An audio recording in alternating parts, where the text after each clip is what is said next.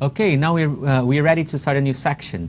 We just saw in the previous section introduction to architecture and machine code and how it relates to C, and now we are ready to start some assembly programming. Okay, so this section is going to teach you about move instructions, not movie instructions, move instructions that move data between registers and memory and between registers themselves and what their operands. We are also going to see the various ways we have available to address memory, to specify memory locations. Then we're going to look at an example called swap that just exchanges two pieces of data in memory, and both are 32 and 64 bits. So that's going to be an opportunity for you to see the difference between 32-bit assembly in x86 and x86 64. Then we're going to look at arithmetic operations, how to use condition codes, how to do branches, how to write loops with assembly. Then we're going to end with switch statements. So if you recall from last section, we saw there's three basic kinds of instructions. Instructions that move data between memory and registers. Instructions that perform arithmetic operations, like addition, for example. And they could have as operands both a memory or registers. And then instructions that transfer control, instructions that change the flow of execution of your program in the processor. Okay, so now let's start. What we're going to see now is instructions that move data between registers and memory. There's two basic types of instructions. One is called of that type. What's called a load. A load takes an address as a parameter, goes to memory, gets the data stored in that address, and puts it into the register. Okay. A store does the opposite. A store takes a register as a parameter as well, and also an address, and takes the data of the register and stores in the specified memory address. And recall that memory is indexed just like an array. Okay, you have an array or a table, and there's multiple entries. You're going to access that using an index, and the equivalent of an index is in an array or in a table. The memory is an address, a memory location. Okay, so we saw briefly that last section that there are 8 general purpose registers in IA32. There are 8 registers. 6 of them, these 6 here, are general purpose, and these 2 here, the ESP and EBP, have special meaning, and we're going to see how they're special in a little bit. So there's multiple types of instructions to move data. They all start with these 3 letters here, move. Then this X here, which in fact could be either one of these 3, B, W, or L, depending on the amount of data that's being moved. If you use move L, L stands for long word, so you're going to be moving 4 bytes worth of data. Okay, if you use move W, you're going to be moving 2 bytes worth of data. And if you use move B, you're going to be moving 1 byte worth of data. Okay. Now, in move instructions takes 2 operands, where the data comes from and where the data goes to. Okay. So now let's look at the specific instructions. Move L, source and destination, so move data from the source to the destination. And these are operands. These are the source. This is the source operand and destination operand. Okay. And here's the type of operands that you could have in a move instruction. The first one is called immediate. Think of it as a constant. This is a constant data, constant integer data embedded in the instruction itself. For example, you could have x400 as one of your operands, and that only makes sense to be a source. It doesn't make to have a constant. It doesn't make sense to have a constant as a destination. So a constant can only be a source of your move operation. Okay. So now the other type of operand is a register. Okay, it could be any of the 8 registers here that we have. Okay. And for example, if we do move EAX, EDX, what are we going to be doing? So EAX and EDX are operands. So EAX in this case is going to be the source, and EDX is going to be the destination. And we're going to get the contents of EAX and store it in EDX.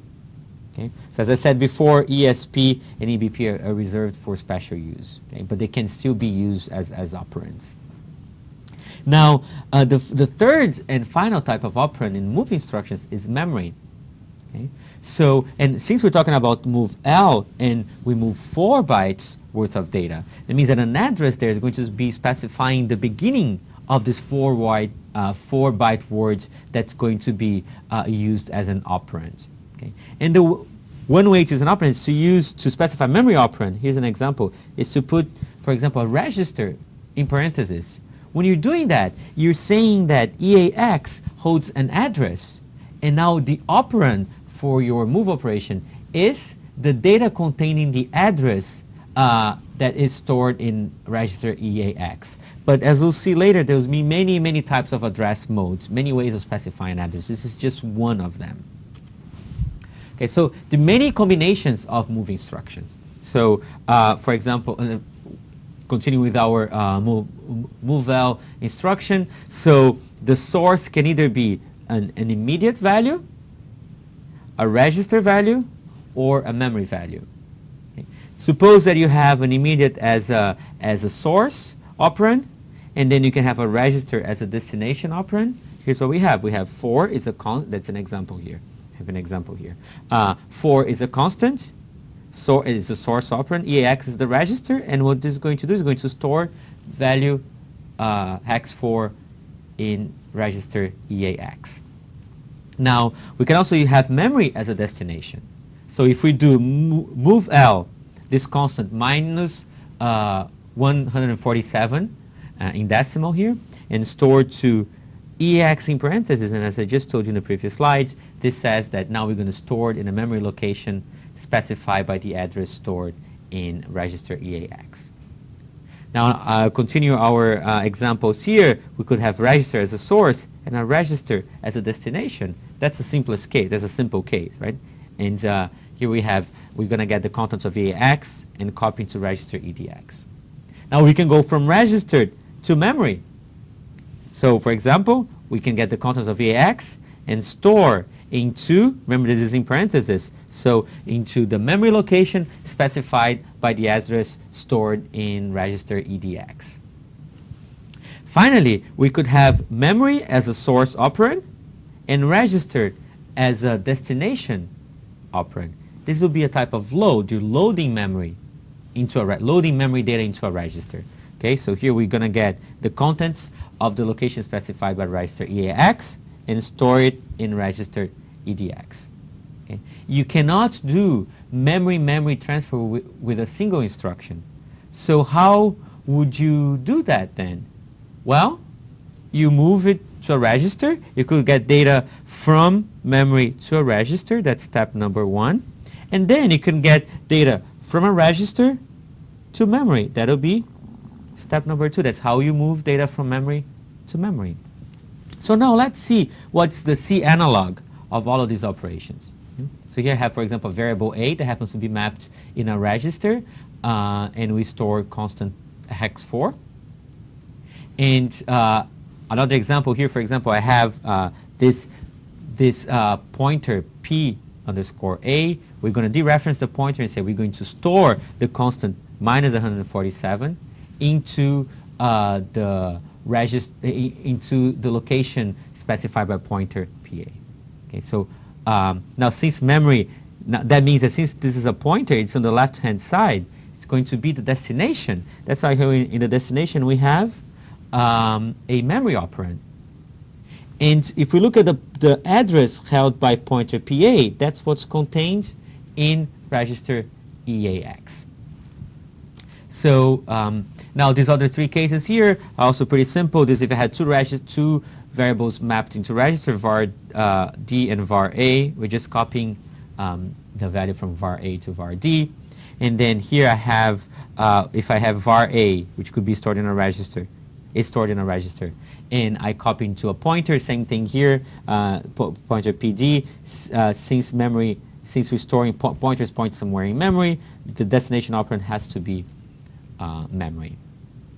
And finally here, what we're doing is loading data. In this last example here, we're loading data from memory, so we have a pointer here on the right-hand side into a register, and in this case, var Ds happen to be mapped to a register.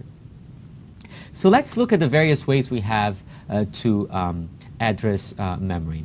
So these are the basic addressing modes. There are many others, but the first one is called indirect access. Indirect just says that now the register contains an address, and then we're going to use that, we're going to use the contents of the register as an address to memory. So memory, as we said, memory is just like an array. Okay, so that means that we have an index here, and inside this index is the contents of the register specified inside the address expression. An example here, I saw before, probably I'm repeating this for the third time now. This register ECX holds an address. Using the parentheses here, we say now we want the contents of memory whose address is stored in ECX. Now, this is a basic one. The other type of addressing mode is called displacement. And the way we specify this, we have a little, a constant outside our parentheses here. And all it does is it adds that constant to the base register.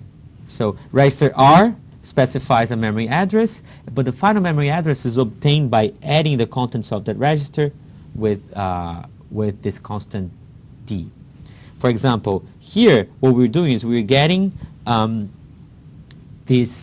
contents of EBP. Okay, so the contents of EBP, we're adding 8.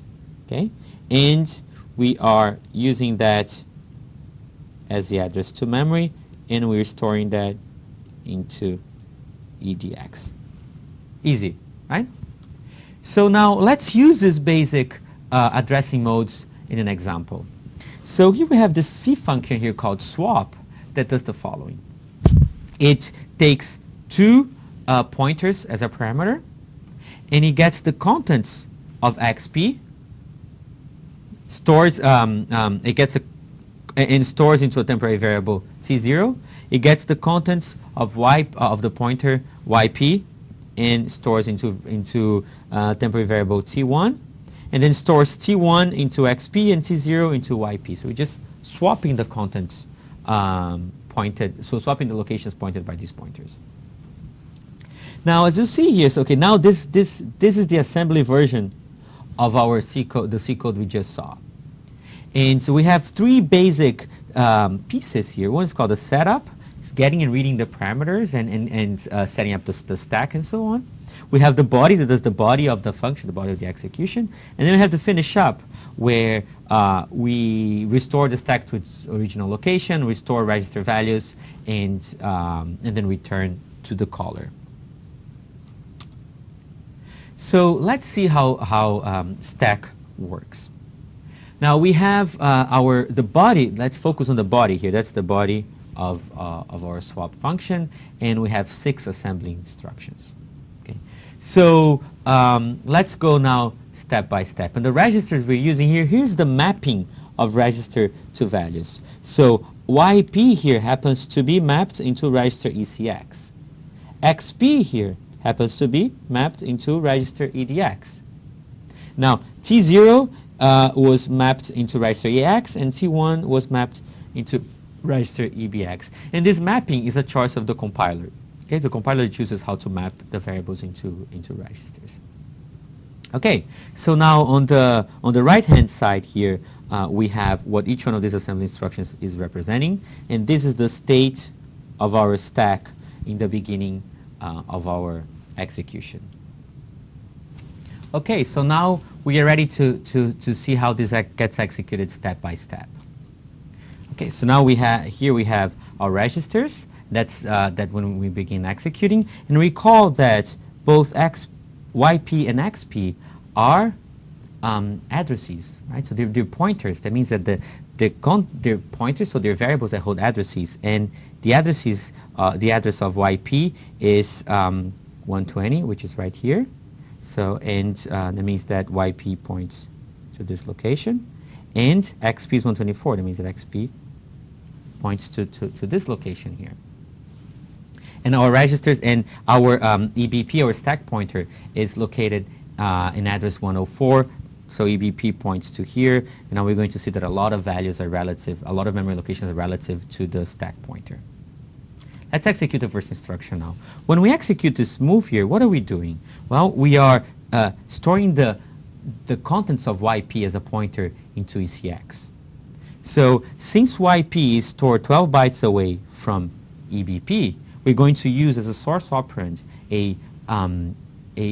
the displacement address mode, right? A displacement address. So the way the address is obtained is by getting EBP, adding 12, and we're going to use that memory of that as our source operand, and then store it in ECX, and that's what happens. So we get 120 and store it in ECX. Great. So what we did there, we just got then the address of YP and stored in ECX. The same thing for XP, but now note that this changed to 8 now because XP stored 8 bytes away from EBP. Great. So now EDX holds 124, which is the address held by pointer XP. So what we want to do now is store the contents of the pointer YP into register EAX.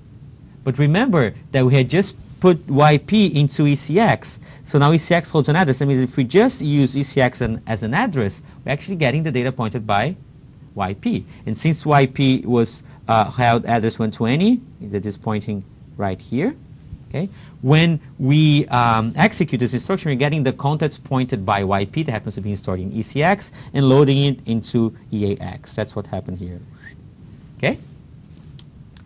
All right, so now let's do the next step. We're doing the same thing for XP now. We're getting the contents of the address pointed by XP and loading it into EBX. But the pointer XP was stored in register EDX. So we use a memory source operand here to get that and store it in EBX. And so we get, and that happens to be, we have EBX, right, which is yeah, so EBX is a destination, EDX is 124, that's an address. We're going to use that to get, this is the address here, get that contents there and store it in EBX because that's the destination register. So what are we going to do now? Well, now we're going to get the contents of EAX, which was contents of IP, and store in XP because we're swapping it, right? So, and we still have the address of XP in EDX. So now we have this as a destination operand. So when we do that, well, what's going to happen? This gets updated with the contents of EAX. And same thing happens when we're storing to YP. And note that we just left the addresses of the pointers into the register because we use them to read them and then later to write to them.